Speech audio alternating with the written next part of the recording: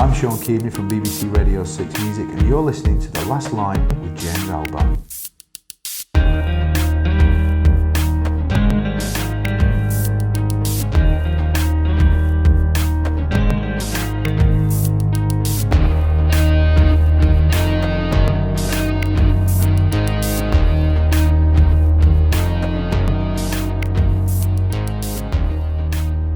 Hello everybody, and welcome to the first ever episode of The Last Line. My name is James Alban. I'm a filmmaker, writer and comedian, and you can listen to me chat with an interesting individual every other week. So thank you very much for joining me, and if you like what you hear, there is much more to come over the coming months, so do hit subscribe on iTunes and at youtube.com/lastlinefilms. And if you're feeling extra generous, then you can head over to patreon.com/thelastline and chuck us some of your hard-earned cash that goes towards helping the show keep going. So, who is the first to grace us with their presence? It is none other than broadcaster and host of the BBC Six Music breakfast show, Shaun Keaveny. Shaun has presented the breakfast show on Six Music since 2007, and you'll often hear him pop up on other stations such as Radio 2 and Radio 4, which you'll hear Shaun mention later. Shaun has also done stand-up comedy and has a podcast exclusive to Spotify called Shaun Keaveny's Show and Tell, which is currently in its second series. I spoke to Shaun back in early February at the offices of his agents, and we covered everything from comedy influences, dealing with criticism, and delivering huge news to his radio audience. Shaun was actually the second guest I interviewed for the podcast, and as you will hear, I had interviewed Jay Wilgoose Esquire from the band Public Service Broadcasting a couple of weeks before. I was very pleased with how my interview with Jay turned out, and you'll hear it in the next episode, but I was still feeling self-conscious about my interview technique. So having an experienced broadcaster in Shaun in front of me, it's safe to say I was feeling a little apprehensive. So I decided to ask him about his own interview style to see if I could pick up any tips.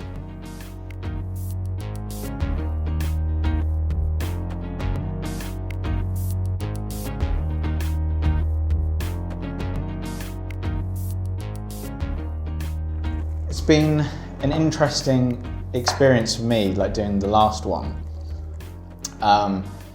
because I've done documentaries before where I've interviewed people, but I found it a lot less sort of intimidating because I could sort of hide behind the camera and I could let them do things, and then I can just ask questions whenever. I'm not sat down and it's like, now you've got to interview someone for an hour. So that was an interesting experience last week because I was very conscious that he probably does a lot of interviews and he doesn't. I was conscious of not retreading the same ground all the time. And then coming to do you, it was the same thought process. Like, I don't want to just ask him like, how did you get into radio and that kind of thing. But also there's the added pressure that you do interviews all the time. So I don't know what your thoughts on interviews are, just generally. On doing? On either being interviewed or Yes. being the person interviewing, because it's two very different. It is. It's two. I find it. I think that anybody who says that they don't like being interviewed is probably being a bit disingenuous, because I think that. Well, actually, my missus hates it. But I think most people love nothing more than being asked about themselves and expanding on how unbelievably enlightened and interesting they are. It's just a human trait. You love talking about yourself. So I think that, and it's easier. It's great to be interviewed because you don't have to prep, and all the pressure is on you, James. No pressure on me. So I kind of love being interviewed, and I do like interviewing as well. I fell into it. I remember doing my first few interviews, proper ones, about 13, 14 years ago when I used to work at this place called XFM. And I had a producer called Mick Meadows, who's still a good friend of mine. And he kind of, he's quite conventional. He was trying to ram certain rules into me, always ask open questions. always ask a question that doesn't have a yes or no answer. And I was like, I was quite terrified of displeasing him, so I used to do that. But as time's gone on, of course, my interview style, in inverted commas, has just become all the things that he said don't do, really. Because the only thing that I've got in the locker is, if I do say so myself, charm, people warm to the Keaveny interview technique, because it's just a chat, so they don't feel interviewed. That's the only thing that I've got. It does mean that I'm technically not very good at an interview, because I don't draw out information particularly. I don't tease out things that But my friend Matt, who I do the show with, he's a consummate interviewer, and so if he's interviewing somebody like Michael Stipe or somebody like that, or Paddy Smith, he'll have a journalistic eye on what would be a good thing to tease out of them, that then we could use that as a sort of bit of not clickbait, but get people interested. Paddy Smith said that she always thought that Robert Mapplethorpe was a terrible photographer or something. He's really good at getting bits whereas I just don't think about it. I don't have any process at all. I just talk. Does that ever get you into tough spots though in interviews if you've not do you prep then? I do know that, to be fair to myself, I was just about to correct myself there, because I do prep. In fact I do quite a lot of prep.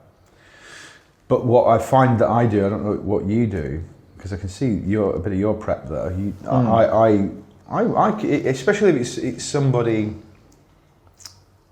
quite significant, I will watch things. I'll remind myself of their I'll read interviews that they've done, old ones, new ones. So I've got a lot on the hard drive of my old noggin. But then and I write a lot of questions down. But I very rarely then reference those questions, because I feel I need to. The weird thing, I just feel like I have to maintain eye contact all the time, or I'll still think I'm not listening. And so that means I just hardly ever look at my questions. And consequently, I have missed some pearlers over the years, so I can't remember the specifics, but I've definitely come out of interviews with people and gone, I forgot to ask the big question. So I need a bit of practice. I've only been doing it about 13 years. I need another 13 years, I should be all right at it. Because I tried last week, I made much more extensive notes, and the notes were they were sort of a lot longer. Well, there's a lot more to talk about with a musician like Jay Wilgoose. With me, I just talk bollocks on the radio. There's not much to go at. Well, I think I tried to. I don't know. I found quite a lot. I digged. Can't wait. I think I wrote a load of questions, like you said. I wrote specific questions, and I wrote specifically the way I was going to word them. But when it came to actually doing the interview, I was sort of tied. I felt a bit tied to them. So I thought maybe if I'm more fluid, nimble with the situation, that's exactly right. I think that what it is understanding that your prep is your security blanket that is the thing you fall back on. And if you can have a conversation, if you can open a conversation with somebody and get them on side, then they start opening up like a flower, And then you don't have to worry, because that's what a conversation is, isn't it? We don't sit there chatting to our mums and go, I think the next inquiry will be about what's for tea, which would be sexist anyway. You should be making your own tea. But so once that conversation's rolling, you don't really need your notes that much. And then they're there if you do mess up. Yeah. I was wondering if you've had has there ever been any really difficult interviews? Oh God. You don't actually have to. Oh, I will name check. I will. I'll be happy to. I found you did a speech at Leeds Trinity University. Did you see that? You have done some research. Yeah, found it on the YouTube. Did I talk about Bobby Gillespie? No, you talked about your interview with John Cleese, which wasn't John Cleese being difficult. It was you screwed up your timings somewhere in my memory banks there are a few dozen of these experiences probably, but only a few spring to mind, because I think you bury a lot of it. To be honest, most of them have been fantastic. Well, naturally. obviously, because of what I'm saying. Because it's, you know, it's easy and it's fun, isn't it? Really, talking to people is great. But there are times when, because of lack of preparation, you get screwed. Like the John Cleese incident was, for anybody who might be listening and their interest peaked, that was just, ironically, was a very Basil Fawlty-ish situation, because I'd had, weirdly at the time I was doing stuff for 5 Live, and for reasons best known to the producers, they were going to link up to us at Six Music Live at a certain point, which meant my producer had to come in and dial up and be ready, and I was going to be a contributor, you know, on the show. And not only that, to add pressure, they'd sent a couple of guests to us at Six Music as well. So we were doing like a Six Music 5 Live link up, and they were going to sort of interview us down the line. Emily Sandé was one of them. I'll never forget it. And but it all went horribly wrong, because John Cleese turned up 20 minutes late for his pre-recorded interview with me for Six Music, which meant that we had about a 9-minute window. Emily Sandé and some other geezer, some botanist or something, turn up. They're pacing about outside, pointing at their watches, going, "I'm going to be on here in 5 minutes." And I have to basically pack in an entire lifetime interview with John Cleese in at 8 minutes and push him out of the door. And he was literally just taking his jacket off. You know, it was like, "We've only just started." I was like, "I'm just so sorry, John. It's not, this doesn't usually happen to me." So that was awkward. But most of the time, people are just phenomenally nice, and just like I've said, people love talking about themselves. You know, sometimes it's funny that comedians aren't always the best people to chat to. Often they are. Sometimes, you know, comedians are quite shy, often off mic, and they can't sit there and talk to you about what's in their show. They can't just sit there and reel off a lot of jokes. So often it doesn't leave you much to talk about. So you can find, ironically, that comedians can be hard to chat to. Reginald D. Hunter is a comedian who I interviewed once, and he holds the crown, I think, as by far the rudest person that I've ever met. Really? He was unbelievably rude. I don't know what had gone on in Reginald's life that morning. But it feels to me as that when somebody's that rude, I feel that something has happened to make them that rude. I don't know if he's always like that, but he was horrendously rude that day. That's interesting. I would point you towards the Comedian's Comedian podcast with Stuart Goldsmith, because he did an interview with Reginald D. Hunter that's about an hour and a half long, and he talks about how he went through this sort of bleak time for himself, and like he talks about how it affected his material and how it affected him as a person. So maybe that might, just to enlighten you a little bit, that might if the times match up, that might be. I think I am actually gonna seek that out, James, because it was one of the, you can tell, you know, you think you're obviously going through some shit. Yeah. You're taking it out on me, but it was a bad one. And so, you know, you get the odd one like that, but nearly everybody else is phenomenal. You know, it's just a nice. I've been doing a bit of radio. I've been doing a little bit of Radio 4 recently, and that's been a fantastic experience, because you get to talk to these really unusual people who've done unusual things that we wouldn't get on Six Music Breakfast. So you know, like a gentleman who wrote a book about climbing the trees of the world, or you know, or people who've had really traumatic events in their life. You know, it's all this, and you get to talk to them about it, and it's really interesting. So at my advanced age, it's nice to be allowed to do anything that's a bit different. You know? Does that change your approach then, when if you're interviewing someone just about their music career, when you go to Radio 4 and you're doing something with someone who's been through something terrible, or you know, there's just a very like sort of important piece of. It is harder. I find it hard because I'm quite a flippant person, not in real life, but that's kind of what people know. Your tone. My tone is, you know, he's just having a laugh, isn't he? He does silly voices and then he plays a record.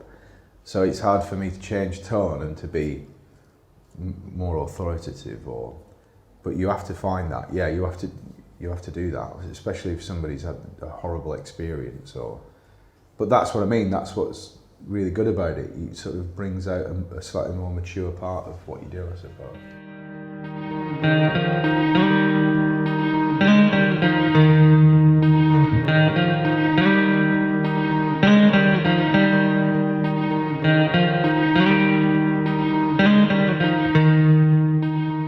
It's funny you should say about your flippant tone. Because I got to your office like really early, I was sat in the reception, so I thought I'll do some last minute Googling. And so I put in Shaun Keaveny into Google and I was just scrolling through it, and then I found this petition online, and it was get Shaun Keaveny removed from Six Music, and the paragraph was all about how you were too flippant and he doesn't take it seriously enough. Do you know how many people supported that petition? 10 people. You got 10 people that want you off. They probably still do, don't they, as well? It's probably galling them. Because it was from like 2013 as well, so there's probably sat there like 4 or 5 years later going, he's still not off. That petition didn't work. The flippant bastard. I mean, I don't think you need to base the rest of your radio career on those 10 people. That's part of the problem, though, is you will, or will be getting to know, if you don't already know, that especially in this world of social media, you're exposed to so much criticism. It's just right in front of you. So, and that's what is hard at Radio 4, funnily enough. At Six Music, I have my wonderful producers, Phil and Zara, who it fed through them, and then they give me on paper, which is recycled, the missives from the listeners. So they filter it. Where it's at Radio 4, it's just on the screen in front of you, and that's pretty dangerous. You have to get a pretty thick hide pretty quickly, Right? Because you just see the criticism. Who is this Shaun Keaveny, who doesn't even know how to pronounce Shakespearean names properly? If he's going to stay on Radio 4, he's going to have to learn fast. That was one of the tamer ones. But you've got to get with it. Does it bother you though, like when you see that? Because that one didn't, but I've got to be honest, I'm pretty thin-skinned. Really? Yeah, I am. That surprises me. Does because it? You don't come across.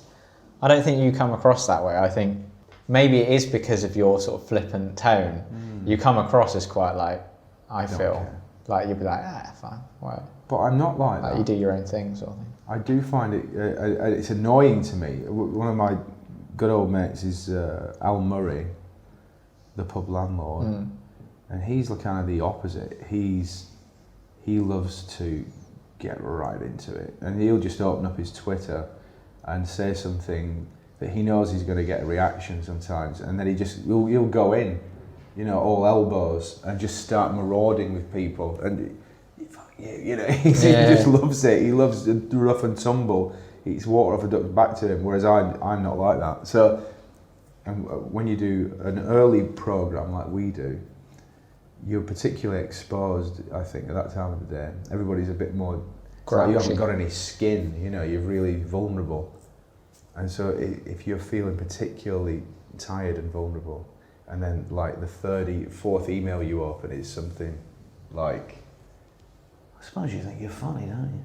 These are the worst. Do you get ones. a lot of that? Not a lot. Not any, because the thing is, when you've been doing something 11 years, people they should know, shouldn't they? They should know by now if they like it or not. So, God. But I'm surprised by the.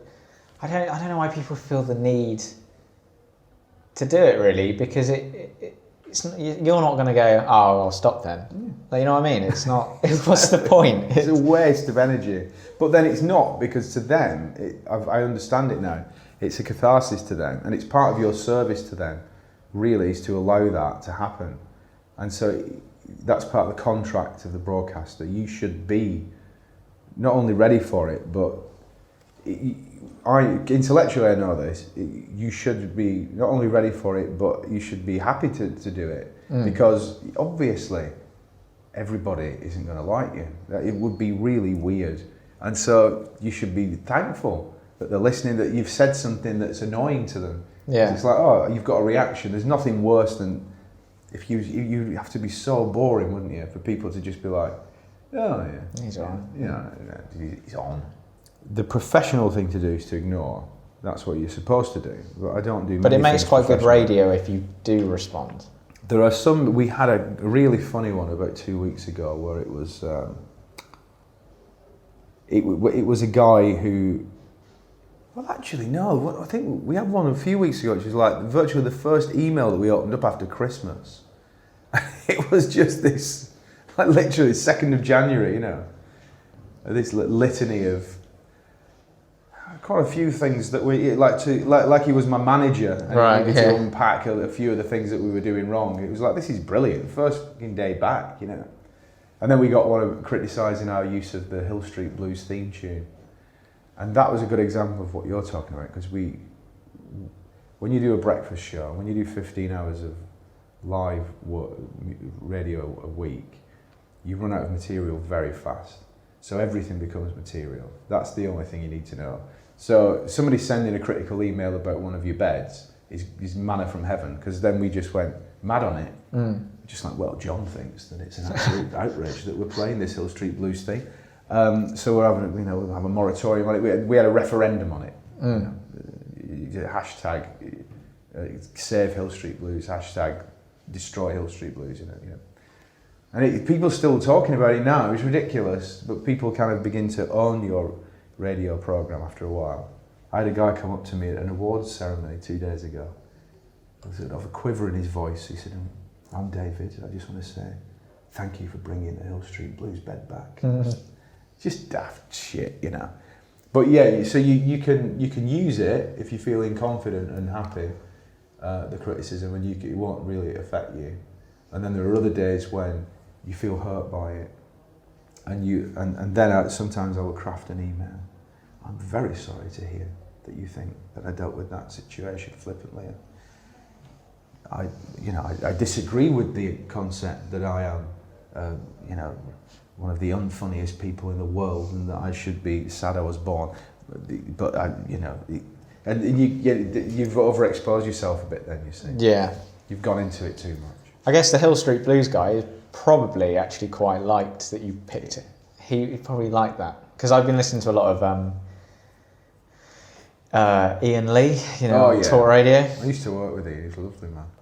The first couple of days and listening to it, I was like, why do these people keep bringing it up? They hate Ian Lee. They keep telling him how much they don't like him, but I think they enjoy the badinage of it. Yeah. Well, also, I haven't listened to him I've got to get back into it, because he's on at whatever time he's on, and we miss each other. But he makes characters out of people, doesn't he? I think that's what he does.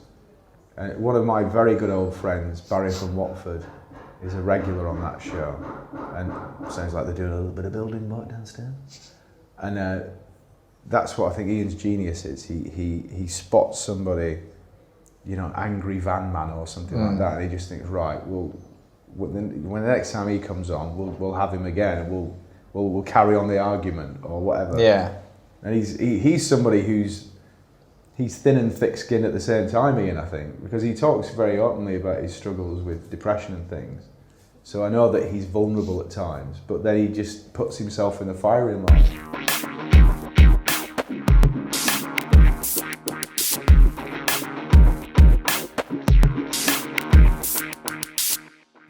Because your radio show is very comedic, and was there ever any sort of influence in the way you approached it, or was it always you just naturally sat down and was like, this is what I do? Or I think that what's a bit odd is that I'm always a little bit embarrassed to talk about radio influences, because I didn't have all that many really, but I always loved the medium. Right. And always listened intently to, me and my uncle Martin he's only 2 years older than me, it's a northern thing. We had like little Ferguson tape recorders, and we used to do all that pretend radio show bollocks, And then in the 70s, there were these people called the Barron Knights, who were like a sort of comedy pop group, who did like funny songs and things, little sketches, and we thought that was funny. But all the rest of it was stuff like Morecambe and Wise and Les Dawson. so it was comedy more than... It was personas that got me, like I think looking back on it, it didn't seem that at the time, but like somebody like Eric Morecambe or somebody like Les Dawson, and people, especially my boss, would always say, as a compliment, I always think of Les Dawson when you talk, because you have that kind of crumpled northern, defeated man, hangdog expression, really pissed off to be there, unimpressed, and so all that fed in, I think. And my dad was a massive influence, because he's a funny fucker, you know. He's to this day, my kids find my dad like the funniest man on earth, I pretty much do. But then it was all my mates, actually, who are still all a bunch of very funny people. And and my brother, and you know, we'd all hang out together and have sort of unconscious competitions as who could be funniest. So that all fed in, and I think so. When I got to have a do at it, doing overnights, when no fuckers listening, the only people that are listening at 3 a.m. are ill people, really. You know, that's not being unpleasant. That's kind of true. You get your share of the audience is very small, or there just aren't that many people out there. But if you think about what kind of people, what kind of state are they in at 3 or 4 o'clock in the morning? Yeah. They're either doing a very antisocial job like you, or they might be in a hospital ward or something. They might, so you know, that madness. There's sort of madness to that time of day. Goes back to the Ian Lee thing, doesn't it? Yeah. So the people ringing up, you can tell for some of them, it's like their only outlet is to call on. Yeah, and I was really sympathetic to that. I was chatting to him, you know. But yeah, so that influence-wise, it wasn't somebody like Terry Wogan or Steve Wright, actually. But you know, I think those guys are past masters at doing what they do, and even though these days some people might say they're cheesy or whatever, they just think that they are. If you're in radio, you should be in it for the rest of your life, really, and be like wallpaper. It's not like, you know, being a YouTube sensation or something. It's like you're there for till they put you in the box. You're in the box in the corner of the room, and then you die, and they put you in the other box, and then you know, that's when your career ends. That's what I think. So you envision doing it for?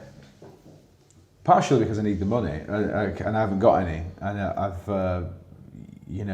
I've spunk whatever money I had, and so I have to keep working, but I also want to, luckily. Yeah. Watching your university lecture, do you say you did a 6-hour show? Yeah, I did.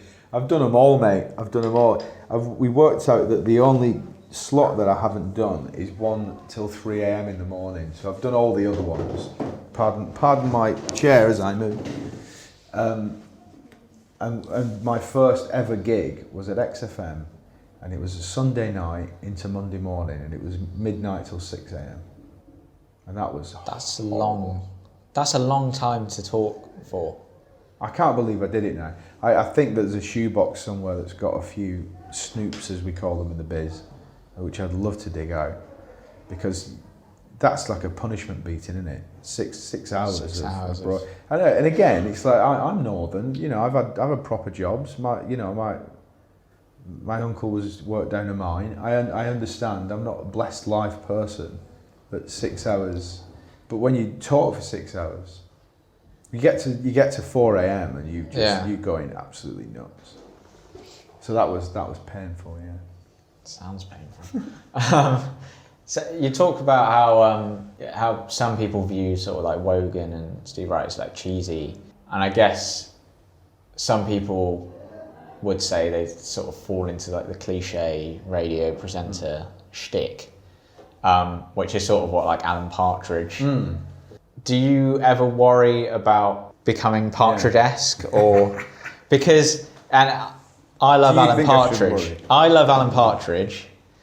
I really like your radio show. I don't think there's anything wrong with going a bit Partridge-esque sometimes, because I have noticed there are times where you do the sort of complicated ways of telling the time and stuff, which is something, you know, it's a Partridge-y Partridge-esque thing. Do you worry about that, or do you just sort of go, well, this is what I do and I love it. it doesn't matter? I think that, first of all, I think what's amazing is, like, you take somebody like Steve Wright, you know, I mean, you've got other legends, I work with them all, you know, Mary Ann Hobbs and Lauren and Steve Lamacq and, you know, Mark Radcliffe, you know, the radio behemoths.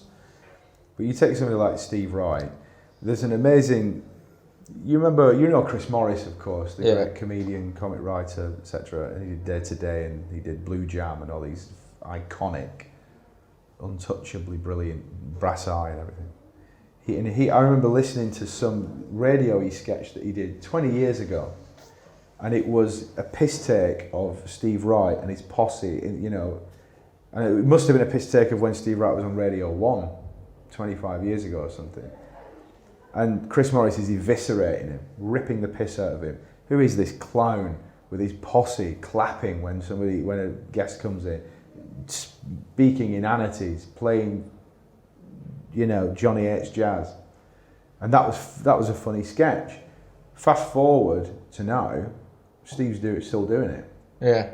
I still listen to it and I love it. Yeah. And it's travelled beyond cheese into a different realm, which is, for a younger audience, they won't listen to that. They'll be on whatever they're on, One Extra, Spotify, or, you know, streaming shit on YouTube, or whatever the fuck. I don't know. I'm 45, but so cheese doesn't exist to me. It's like, you know, my friend Sean Rowe used to do Guilty Pleasures, those nights where it was like Guilty Pleasures night. Let's play the cheesy music. We've gone past that now as well, because of streaming and everything. Because everything now, like Arcade Fire, nothing's cheesy to me anymore. And so, but on our show, by accident, by dint of not being sacked for 11 years, miraculously, we've just created a world by accident. We've just, a bit like Ian did, and like Kenny Everett would have done it, you know, back in the day. If you stay in one place for long enough, you get all these little repetitive jokes that listeners remind you if you forget, and then you do it for them, and then you just keep doing it, and it becomes like a culture that is your show. And then that's great, because you don't have to do much then. You just rock up. I've got my cart wall, which has got like 7 billion bits of fucking audio on it. The listeners know what buttons to press and what jokes to throw at me. And then we just play. So it's great. So you never worry about anything like that? And we do it on purpose, you know. We do the dumbest, stupidest things, like I mean, I can never remember the most recent ones, but, you know, 64046 is our text number, and it's like a catchphrase and a punchline now, you know, how much changes in your pocket, 64046. You know, like today, we did a little small claims court special where I said I saw Christian Slater, yeah. And I just know instinctively that I can get 20 minutes out of that, which you need. So it's like, have you ever seen Christian Slater when he's not been standing next to a door? And then you get 5 stories out of it. Even when he's in Glengarry and Ross, he's stood next to the door. Stupid. But that's it. That's radio. Because when I say it's slightly Partridge-esque, I don't mean that in a bad way at all. No. Because I feel like when I listen to it, I feel like you're going down that route, and it's all part of knowing, isn't it? Yeah, I think if you're doing it and you're just one of those guys who thinks that's how you should be a radio DJ, I think that's what, you know, because Smashy and Nicey and Alan Partridge, so that and that's what radio was like. There are certain DJs who I will not mention by name because I'm not that guy, who they're still occasionally employed on the national networks to fill in for really great DJs and presenters who are stuck in 1985, who you can imagine have got the bomber jacket from the Radio 1 Roadshow, and they've got the quiff, and they probably drive a Jag, and it's all a little bit like that, you know. And there's a bitterness. If you drill down a tiny bit, there will be bitterness there, like that kind of, well, the laughing stock now, but I used to have a helicopter in 1991, and it's all that stuff. And it's those guys that have the piss ripped out of them rightly. Noel Edmonds, I think I probably am quite comfortable in naming, as being a man who has passed way beyond parody now into a realm of, are you okay, mate? You know, Yeah, it's yeah. like he's set up. You must have seen the story. He's got his own website, Positively No, and he's got like his own Is that mini. what his website's Yeah. called? Positively No, and he's got like his own mini spoof radio station that is dedicated to taking the piss out of Lloyd's Bank because they've pissed him off for some reason. So he's trolling them. Yeah. It's like you are giving so much energy to this. You're supposed to be a positive guy, Yeah. but you're giving all your energy to this negativity. It's weird. So he's odd, you know. But yeah, we're not like that. We know that we're a bit shit, and that's a powerful knowledge. But I think if someone was actually like Alan Partridge, if you listen to it and go, that is Alan Partridge, it would be painful to listen to rather than an amusing. Yes, because you've got to know as a comedian, you're a nascent comedian, that the joke's on you, haven't you? You've got to punch up. That's just the rule, the rule for me. You've always got to be the weaker one who's having a go at the multinational or something. You know, I can rip the piss out of Elon Musk all I like because he's a multi-billionaire. He doesn't give a fuck. Yeah, you know, yeah. I'm a tick on his ass. You know, I'm nothing to him, so I can joke with him all I like. So that's the only rule I ever have. You know, there are certain comedians I've heard them punching down, but tone is very important, I think.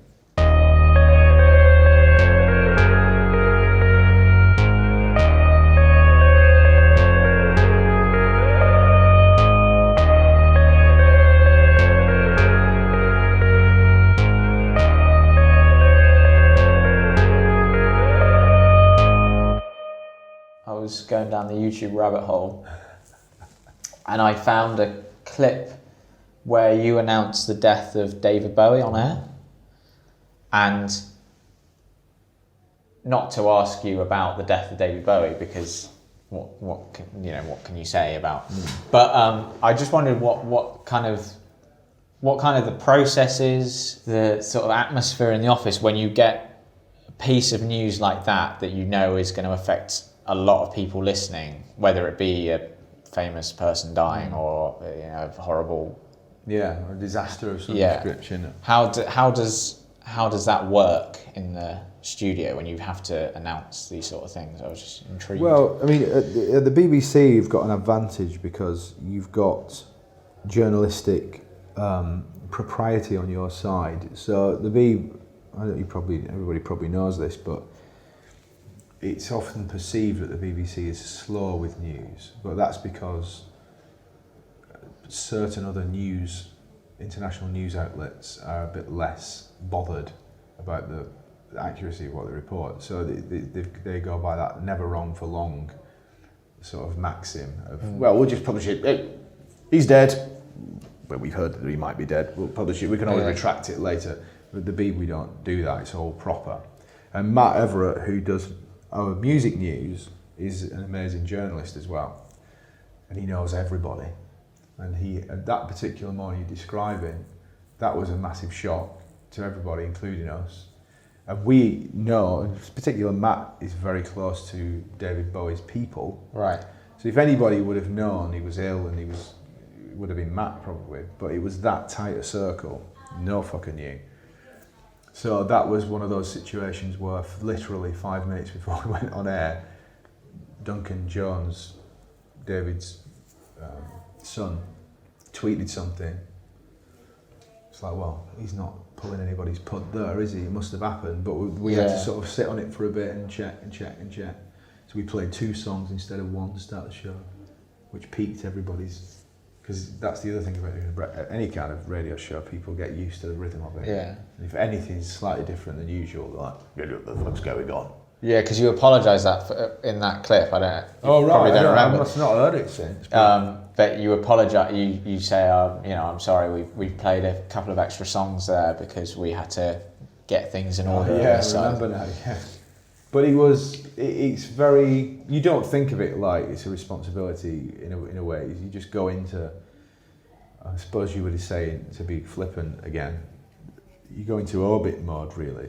And again, that's about tone. When you do a radio production, you can go from being jokey to being quite serious very quickly if you need to. But when it's something really serious, you've got to come into it slowly. You know, you put on a slower song. You make sure there's a gap between the last time you made a fucking dick joke or something, so that you can set the tone again. And that morning was, you know, obviously everybody in the studio is a massive Bowie fan anyway, and Matt in particular is, and he quite close to the circle of trust. So he's like, yeah, he's dead, you know. So we've got to do this, and then what's good about it is it becomes a community. That's when you realise that your listeners are a community, on virtual. And the outpouring begins, and then all you are then is you're a cipher. You're just reading out emails and your people memories, and then it got a little bit like, the nearest I got to a comparison was, you know, when Lennon died and everybody was at Central Park. It was like a radio version of that for us. Somebody's clapping me downstairs. It was like a radio version of that, where everybody came together, and I still get, after two odd years, I still get people coming up going, you know, thanks for being there for that. And we're like, well, don't thank me, because it was just, I was there. I wasn't I had anything else to do but that. But there were other times when, I'll never forget when 9/11 happened, and I was at XFM then, and I think that a gentleman called Christian O'Connell was doing the breakfast show. I think he did an amazing job the day after that, because he's just like me, a flippant dickhead breakfast show, knockabout broadcaster, but he did a very good job of being completely serious. And I think that's the mark of a good broadcaster. You can't just, it's not all about getting a laugh, you know, certainly on a day like that. Yeah. So you've got to find it in yourself to be, because that's your armour, being silly, and sometimes you've got to put it down and be vulnerable and stuff, you know. So it's quite a good opportunity to do that. It's funny when you say that you kick into sort of autopilot mode, because I would have thought it would almost throw you off, you know, and suddenly you're like, hang on, I've got to. But it's interesting that you say you just kick in naturally into. You do, and it's a bit like when people say, "Well, how can you not swear? You swear so much in real life." There's a different switch, isn't it? Yeah. Like, I never used to swear in front of my mum and dad. I'd swear in the playground. It's just the same. Your brain has circuits that flick on and off, and when somebody dies, or like it happens all the time. Obviously, like Matt will come in to do his music news, and he does we've got this kind of sixth sense between us now, and every so often he'll come in and he'll just do a thing where he'll just go, sad face. Like, and that is all he has to say. Like, he's signalling to me, don't do any dick jokes before I start, because I've got some sad news to impart. And then you change the tone, but then you can bring it up again, you know. Yeah. It's just a subtle thing. Yeah, it's funny actually. When I was back for Christmas, I try not to swear in front of my parents, but it just comes out sometimes. And we were watching, so you know those sort of those Channel 5 programs where it's like 100 celebrity embarrassing moments. Yeah, Justin Bieber came on the television, and I meant to say, "Oh, he's such a cock," but I said the other C word in front of my mum. In front of your mum. Did it go down? No. Well, I did as soon as I said it, I was like, I didn't mean to say that. I'm so sorry, but my mum wasn't happy. Hasn't let go of it either. Still, she sees you in a different light now. Yeah, it's just You've changed. besmirched. You're innocent. You're not her little boy anymore. No. I actually, in all my years, I don't think I've been through a divorce. And I don't think I've said the C word in front of my mother. You should be ashamed of yourself. It just came out. But that's what, because I don't even usually say it either, which was so it was even more shocking, because I don't say it. I don't really say it. It's Bieber that. It's just that pushed you over Bieber the of all edge. people. Like, I don't really even have that strong a feeling towards Justin Bieber. Like, but it was probably one of those little stories about how much of a massive C word he was being. Yeah. But I think that on a separate note, I think that semantically, that's the right word. I think that that word is fascinating to me. Yeah. Still to this day, because it's the only word that has any power that's left. Yeah, Because people you can still gasp really offend people. Yeah. People you think are unoffendable, and then it might pop out, and they're in tears, or they're calling the police. Yeah, it's yeah. like fucking hell. Like it's weird. It's just the weirdness of me saying, I went to say cock, but I said the other C word. Like, why wouldn't you just, you know what I mean? Yeah. Like, say it. It's kind of a And strange. some people are really sensitive about it. Other people just bandy it about, like Yeah. people you wouldn't expect, like Mother Teresa was mad on it. Mad on it. Before we wrap up, when I asked you about interviews, you said, "Oh, did I tell the Bobby Gillespie story?" So I'm now intrigued about what the Bobby Gillespie story is. Oh God, that's up there. I bet that's somewhere. You know, I'm sure somebody whacked it on YouTube or something. But it's a masterclass in terrible interviewing. So I'd not been doing the breakfast show that long, and Bobby was coming in to talk about a new record that he'd done. And I'll never forget it. He came in, and I met him outside. Put a long record on or something. I went out to greet him. Because Bobby can be spiky, he just can. You know, he's got a reputation for that. So I went out to see him and his lovely PR person. And he said something. He was looking a bit like I might be getting the not happy Bobby, you know, at this point. And he was perfectly pleasant though. And he said, he had his phone with him, and he was like, "Oh, my missus keeps ringing me." I'll tell her, is it phones off in the studio? He said, or something. I said, "Yeah, but don't worry about it." And then we came through together, and we started. And if you listen to the interview, I can't listen to it again because it's a terrible interview. I'm asking him.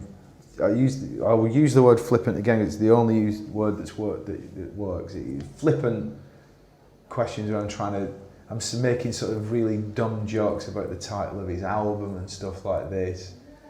And to be fair to him, he's suffering it for a while. But he keeps fiddling about with his phone, because his phone's and he's like, "Oh, my missus keeps fucking trying to ring me," and all this. And I must have asked him one too many dumb questions, and he started being. Then it just turned the atmosphere, you know. And then he said something like, "Oh, that's a really stupid question, though, isn't it?" And I was like, "Well," and then me, instead of acknowledging that it was a stupid question, I was a little bit like, "Oh, well, it was all right, yeah, bit defensive or something." We put a song on, and then he just sort of, while the song was on, he's like, "It's not really working, this, is it? I'm not finding this fun at all." And I was like, "Oh, well, if you don't like it, I guess you could just leave." He's like, "All right." And he just got up and left, and that was the end of that.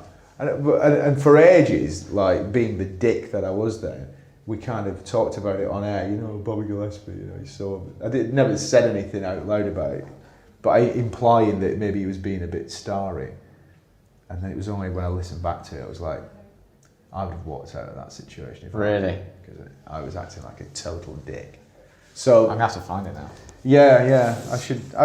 Maybe on my 11th anniversary in April, I'll just replay it all in all its painful detail, just for fun. Just for fun. But yeah, this has been a lot more productive than that. Well, I'm glad that you think so. I enjoyed it. It's nice to, as I said at the beginning, to talk about yourself.